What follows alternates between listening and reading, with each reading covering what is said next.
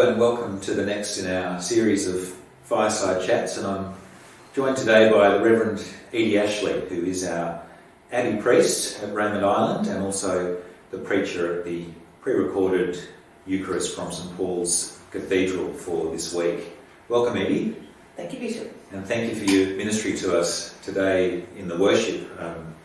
I was really grateful for the way that you put that difficult Old Testament passage into its context for us and kind of teased out that archetypal journey from slavery into freedom, which is not only, of course, foundational for Israel's identity, but an archetypal kind of baptismal journey for those who are in Christ. And that theme of slavery, which you wove through so beautifully, it's hard for us, isn't it, in a society that is, free and liberated, to understand what that experience of slavery must be like. And yet there are kind of modern day equivalents and personal existential equivalents out there and societal equivalents that perhaps we can tend to gloss over. I wonder what your sense is of our modern day slavery, or some of the chains that might still hold us fast. Good question. Well, I think it's different for different places. I mean, it's obvious that if you get the sweatshops overseas of people who've had to come leave their families on one of the islands and go to the large sweatshops where they're making clothes that they sell in Kmart for next to nothing. That's a form of slavery. And I fancy there's a certain amount of, not quite as exaggerated as that, but certain slavery throughout the commerce, the economic world in Australia. Yes.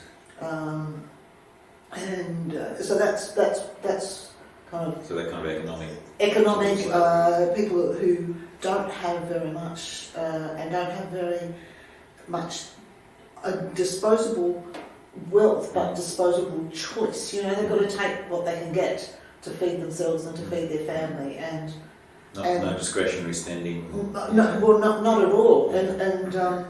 And they've got family in other countries dependent on them, or in other cities in Australia dependent on them. And it's very easy to take advantage of people like that. So that's just an obvious form of slavery.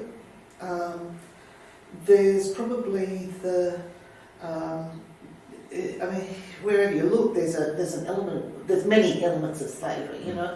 The whole domestic violence has probably got an element of slavery in that. Who looks after, who does all the work and who does all the planning. And people being trapped in fearful situations and abusive situations. Absolutely. Yeah, and like the economic slavery, I suppose, in our current environment, those things can be exacerbated, can't they?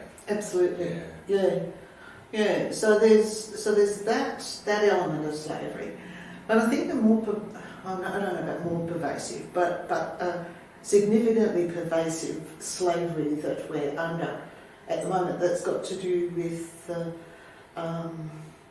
the way in which the modern psyche is captive to the need to acquire, and the need to own, and the need for wealth, or the need for technology, or the need for whatever is the material trapping that gives security. Even the word trapping is helpful, isn't it? Yes, that sense of what, like the monkey and the fist in the jar kind of thing. And I think that kind of slavery is not nearly as easy to identify as slavery. Yes. But a person is I'll use the word diminished, or a person is not able to make their own choices because they're addicted to that. And there's a spiritual dimension to that too. Absolutely. I think it was Cyprian in the early church who said of the church that their property held them in in chains. Absolutely, yeah. And as a church, we can be enslaved by the structures and the systems that we inhabit. Yes, yeah. The need to maintain, a certain way of doing things, a certain form, a certain outward form. Yes. Those things can be quite insidious forms of Yes. slavery. So that call to freedom, that call out of slavery to freedom in Christ, who for freedom has set us free. That's as salient today, isn't it? Absolutely. As for the And I wonder in the church, where does our freedom lie? I mean, if we move away from the foundational liturgies of Passover and resurrection, we're losing our identity because so much of that liturgy is embedded within us and gives us a sense of identity and who we are and where we've come from.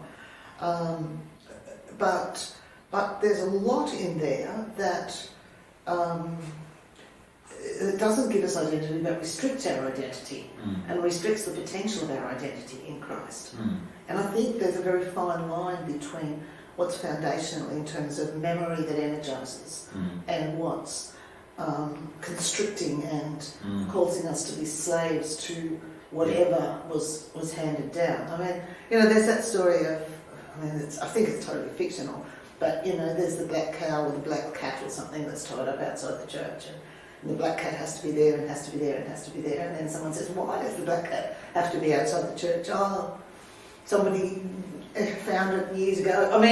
So it's a black cat here, but there's no reason. The reason for it had been lost. There was no reason for it, except that it became the accepted thing to do. No, that's good. I like it. Yeah. Edie, we're sitting here in the chapter house that was once upon a time your residence.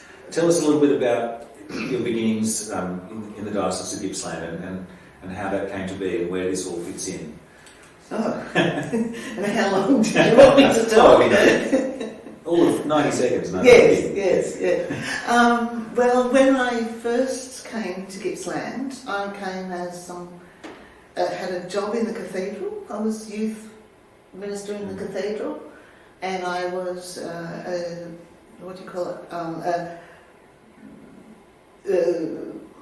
the school, chaplain at the school, and I did some work on looking at strategy for youth ministry across the diocese, and I was exploring ordination, and so. And in that, I then stayed in the flat here. There you go. Which was wonderful. Yeah. I really enjoyed that. Yeah, the wheel turns, doesn't it? So, and you had worked with Bishop Johnny Mack, hadn't you, in Redfern? I did. Yes. I'd been at Redfern for a good number of years, and I worked with him as warden, and. Yeah. But we worked together in the church and we worked together in the community, and I was involved with another organisation that we'd set up, Work Ventures. Yeah. And he was on our board. Bishop John was on our board. So I had employed a chaplain, Keith Mascott actually. Oh yeah. Who was also the priest at one of our parishes at Green Square in Sydney. So, where the boundaries start and finish, it was the sort of Redfern inner city area that we were engaged in ministry. Yeah. But John was definitely the priest of the parish and the priest of the neighbourhood and the Rev, they call him. I can just hear it. Yeah. And ordination did duly happen, and you served wonderful ministry as the rector of Paynesville for 12, 13 years, yes. And for part of that time also as Archdeacon of the Eastern Region and indeed Vicar General, and combined that with your ministry as Abbey Priest, which made for a very busy life, because we've also met Edie before in her capacity as working with our Aboriginal clergy with Kathy Dalton and Auntie Phyllis Candy. So a lot of hats on at that stage, and now you've moved in a more focused way into the role of Abbey Priest. Yes. How's that that transition been for you? Bishop, it's been quite strange. And if you could just kind of wipe the clothes, wipe the months back, and we don't have the bushfires and we don't have COVID-19. But that's a silly thing to say because we do, and that's the context in which we're operating. Mm. So it's been good. It's been a good. Well, it's not what I expected, but I think that's life, really. Yeah. It never actually happens the way you kind of envisage. But I've appreciated very much the opportunity to just be on the land and just be there. And it's amazing how busy it is and how many bits and pieces that you call, that you call into when people have come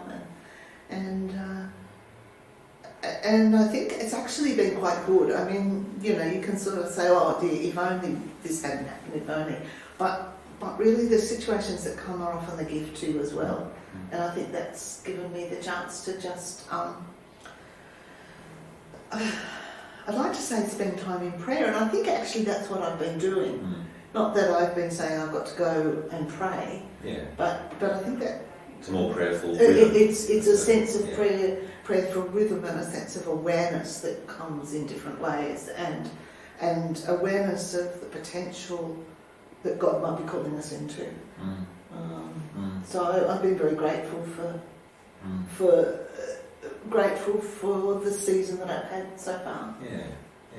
Oh, that's wonderful. And Edie, the Abbey, or Rebecca Park as it used to be, has had a very special place in the life of the diocese and of the region over many years, and I guess more recently, since the Abbey Act and the establishment of Abbey Chapter and that kind of refresh of its vision under Bishop John and your own leadership, it's had a particular kind of missional focus, hasn't it, as a place for hospitality, for spirituality and for the environment. Three kind of interwoven threads. Three interwoven threads, yes. Yeah. Tell us a little bit about, just tease that out for us a little bit, that threefold vision.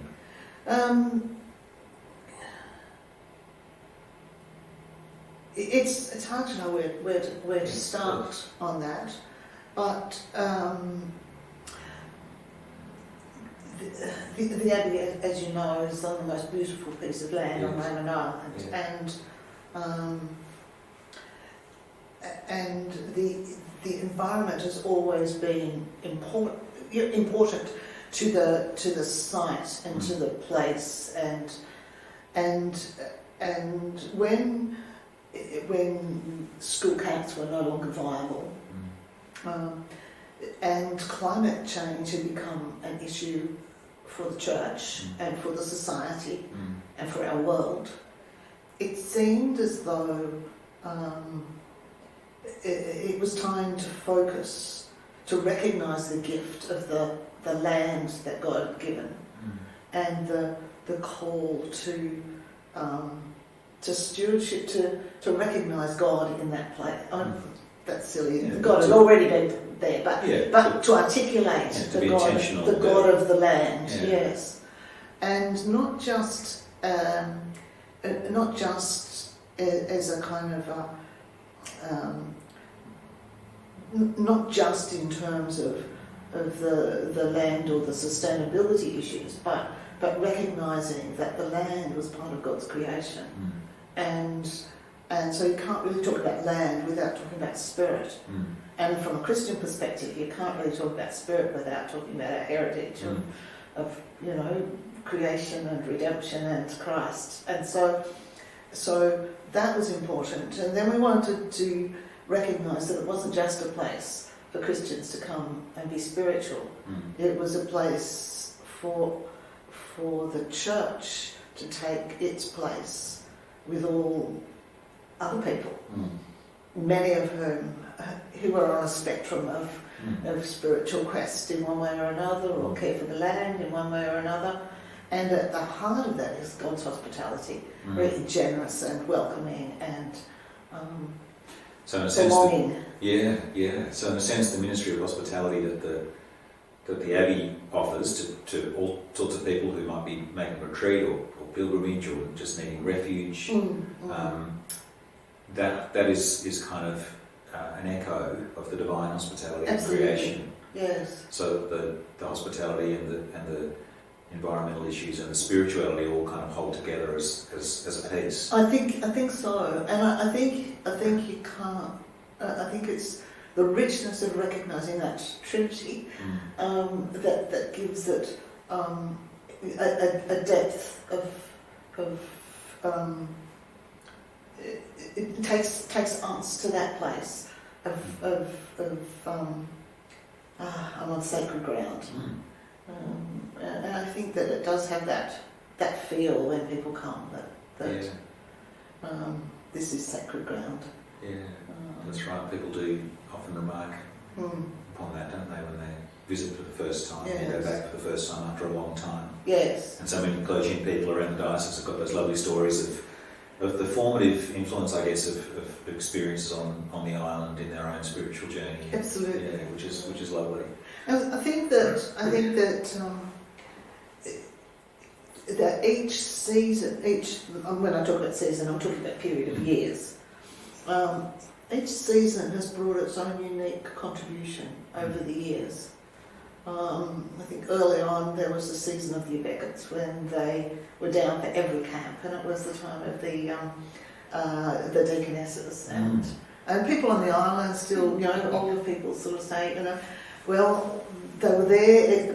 The Beckets were there for every camp, and they had their boat there, and they did this and they did that, and then others will tell about the bringing of the chapel from Bundalagua and it coming over on the ferry, and then you talk to other people in the diocese who've been there for the Kawa years, or the school camp years, or the Lorna Sparrow years, the years the school was there, and so and each of these I think have been.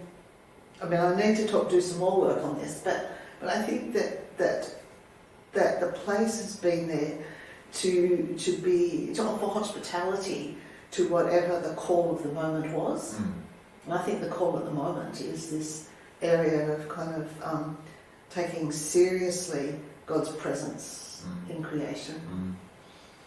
And as part of that, Edie, we've got this instrument called Anglican Earth Care Gippsland, yes. AEG is the acronym, yes. which is a tax deductible kind of, has DGR status, doesn't it? Yes, yes. Tell us, I think this is a well-kept secret in some senses in the diocese and the wider church and community. Tell us a little bit about the purpose of Anglican Earth Care Gippsland and how people might be able to support it or get involved with its kind of mission. Anglican Earth Care Gippsland is its primary purpose is care for the natural environment, and its secondary purpose is to support the development of the Centre for Spirituality and the Environment, in line with the fifth mark of mission. Yeah. And the fifth mark of mission is actually written into the objects of the association. And then the specific objectives are to foster the Centre for Spirituality and the Environment, to welcome other people, to work in support of other groups who are working with similar aims and objectives. So our remit is within the care for the environment and sustainability, that wider area of sustainability. We're listed on the government register of environmental organisations, which automatically gives us tax deductibility, which means that if people make a contribution, they will be given a tax receipt, and they then can claim that contribution against their tax return. So, for example, the recent solar panel project was supported by AEG and donations through AEG. Exactly. Yeah. And so those people who gave generously to that project were given a tax receipt, and they can then claim that as part of their tax deductibility.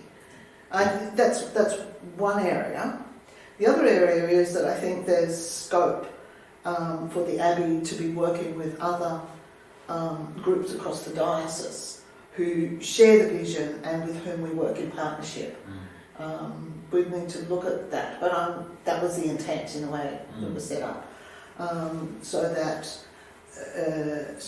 it's not only the work on Raymond Island that's important, but the environmental work that's fostered across the diocese that would be eligible to be part of Anglican Earth Care Gippsland. Yeah, no, that's fantastic, and partnership's so important, isn't it, in our current context? Absolutely. And it's really exciting to be involved, with the chapter in kind of renewing a sense of partnership with Gippsland Grammar. And isn't it wonderful to have all those children and students come onto the site, with staff, parents, to learn about the kind of connectedness of spirituality with issues of environmental stewardship. Absolutely. And to experience that welcome, human and divine.